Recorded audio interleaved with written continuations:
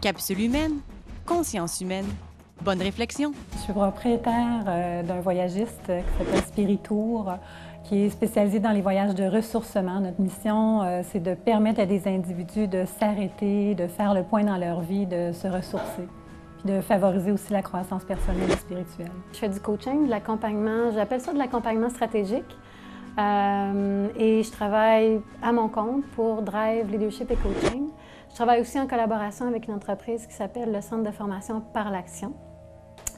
Et dans le fond, moi, ma spécialité, c'est travailler plus au niveau de l'individuel, de travailler au niveau de l'intégration des nouveaux comportements, puis de la prise de conscience de où on est dans sa vie et où on veut s'en aller. J'ai commencé en septembre 2003, après avoir fait un voyage qui a vraiment transformé ma vie. Ça a été un voyage où j'ai vraiment compris davantage qui j'étais, quelle était ma mission de vie. Et je crois que le voyage y était pour beaucoup parce que ça nous permet d'être plus en contact avec nous, le fait d'être loin de nos repères habituels, le fait d'être en contact avec une culture différente permet de tracer la ligne entre ce qui nous appartient et ce qui appartient à notre bagage culturel, à notre milieu social, à l'éducation qu'on a eue, alors que ce n'est pas nécessairement notre identité. Je me rappelle, j'avais 10 ou 11 ans, je m'enfermais dans une espèce de petit garde-robe chez nous, chez mes parents, pour écouter mes amis qui vivaient des choses difficiles ou des beaux moments, me partager ça. Puis je pouvais parler des heures au téléphone. Il y avait quelque chose de moi qui aimait déjà écouter l'être humain. Il y a une curiosité profonde de l'être humain, de qui il peut être et de son potentiel aussi. Pour moi, c'était comme, mais voyons, comment ça les gens sont si tristes, comment ça qu'il y a une espèce de mal d'être et comment moi je peux contribuer comme amie à ce moment-là, c'était ça. Mon cheminement m'a amené à faire du dessin de mode. Donc, ma première profession a été d'être designer de mode. Puis, à la blague, je disais toujours que je faisais de la psychothérapie par le vêtement. Fait que la première rencontre se passait toujours d'une rencontre c'est qui que j'ai en face de moi. On ne parlait même pas de vêtements. La première heure était de découper des feuilles de revue, des photos, pour que je sois capable de comprendre l'essence de la personne qui était en face de moi et ensuite de l'aider à faire ressortir cette essence-là à travers ce qu'elle allait porter comme vêtement. Moi, c'est ça qui me passionnait. Ma mission, c'était vraiment d'aider les femmes principalement à se sentir plus belles, à assumer leur beauté, puis à mettre tout ce qui était tout en œuvre pour qu'elles rayonnent cette beauté-là. Au départ, en 2003, on sentait que les gens étaient un peu réticents, il y avait beaucoup de questionnements par rapport à nous, on était vus un peu comme des marginaux, alors qu'aujourd'hui, beaucoup de gens s'intéressent au tourisme spirituel. Apparemment, ça serait la mode, des magazines qui autrefois s'intéressaient pas du tout à nous, vont nous solliciter pour des entrevues. Donc, et puis, notre clientèle s'agrandit, bon, par le bouche à oreille, mais aussi parce qu'on croit vraiment qu'il y a une croissance d'intérêt, vraiment un engouement qui est là aujourd'hui, puis une soif de plus en plus grande de spiritualité.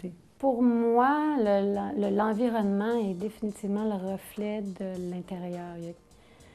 Ce qui nous entoure,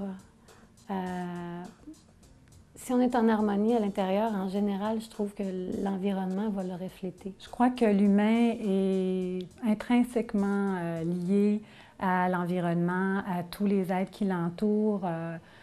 Pour moi, l'humanité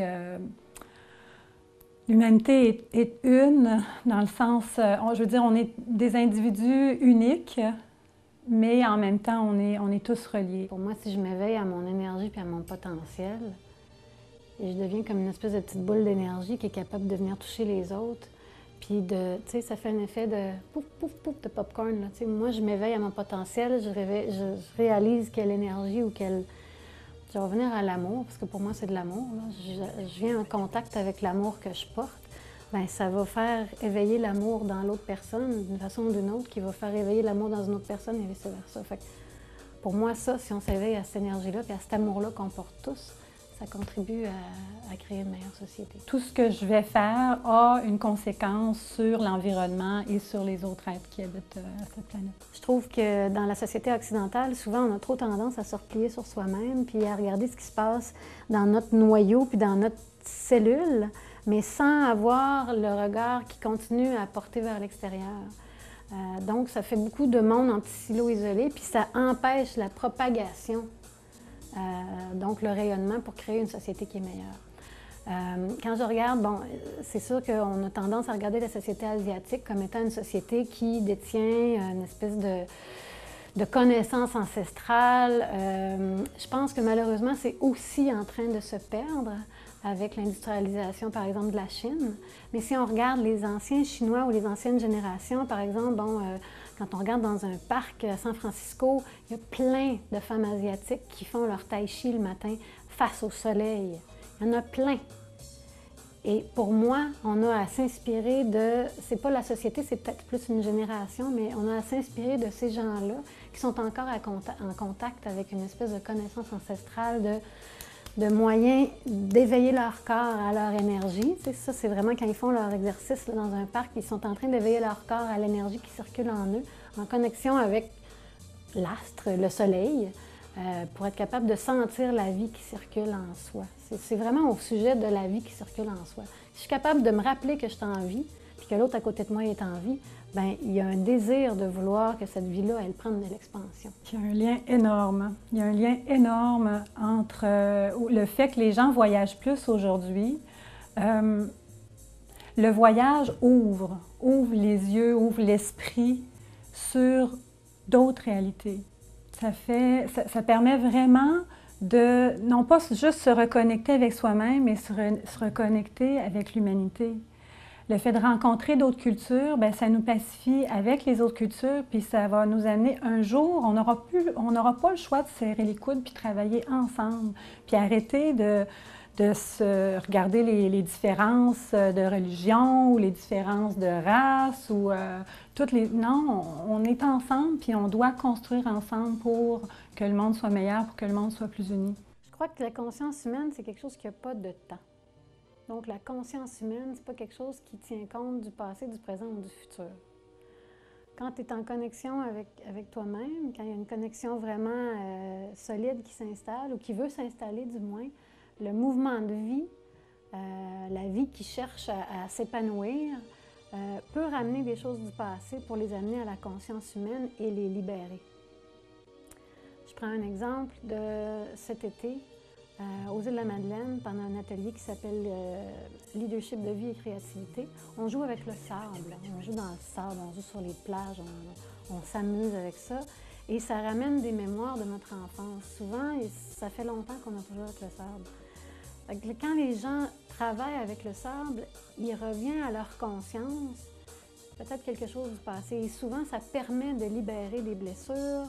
C'est comme s'il se créait un pont entre le passé et le présent et que dans le présent, la conscience humaine allait pouvoir guérir ce qu'elle a être ici à partir du moment où ça revient à la conscience. Les voyages permettent cette ouverture des consciences pour aller dans cette direction-là. Puis ce qu'on encourage avec Spiritour, c'est vraiment cet esprit communautaire, cet esprit... on voyage en petits groupes pour justement créer ces liens. Et puis, il n'y a jamais de coïncidence. Les petits groupes, je trouve ça tellement beau parce que les gens qui sont là, il n'y a pas d'hasard. Ils ont quelque chose à s'apporter. Souvent, quelqu'un va partager spontanément qu'est-ce qu'il est en train de vivre dans son voyage, les rencontres qu'il a faites. Et oups, ça va être une réponse à une question fondamentale que quelqu'un se posait. Et c'est tellement beau de voir ces dynamiques-là, beaucoup de synchronicité comme ça qu'on voit dans nos voyages. Et les rencontres que les gens font aussi avec les autres cultures, avec les autres religions aussi, ça permet d'enlever les préjugés puis s'ouvrir vraiment à l'autre. Selon moi, je dirais que la raison pour laquelle les gens ont de la difficulté à ancrer de nouvelles habitudes et à étancher leur soif, je pense que c'est souvent la perte de contact avec soi. Dans mon travail, une des choses qui est la plus importante pour moi, c'est de rétablir le contact de soi à soi. Et c'est souvent là qu'il y a un court-circuit. On est coupé de soi, on est coupé de la relation à soi. Puis si on est coupé de la relation à soi, bien, on est coupé de l'amour qu'on peut avoir envers soi-même. Fait que si je ne trouve pas que je vaux suffisamment la peine pour instaurer des nouvelles habitudes, je ne le ferai pas.